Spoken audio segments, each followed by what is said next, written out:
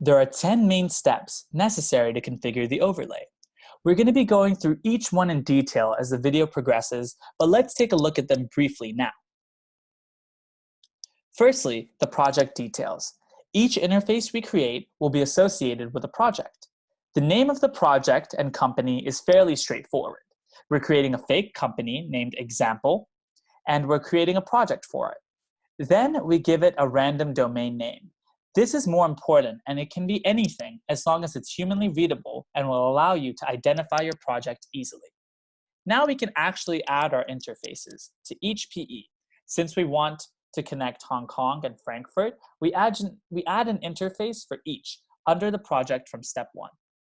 Then we enable the smart functions so we can actually customize and configure our access interface. Now on to customizing the interface. We first configure the DHCP. This allows the interface to assign an IP range to the connecting customer. Next, we customize the network gateway, which is basically the IP address of the access interface. This will allow customers to perform ping tests after connecting successfully. We then enable push static routing. This will tell the access interface what other gateways to connect to. For example, the customer will be able to connect not only to Frankfurt, but to another access interface in a PE somewhere else, like London. Now, we'll need to assign an access port and bus.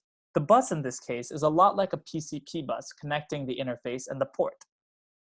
We also need to create some users that the CPE, or software client, can connect through.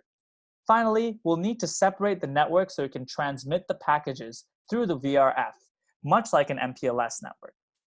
Just as a reminder, this is the general design of our overlay, so we'll be referring to the values mentioned for configuration in the portal. So if you're ever wondering where some of the numbers or IP addresses come from in the video, it's mostly decided here. It's decided beforehand. So now let's actually start creating our interfaces.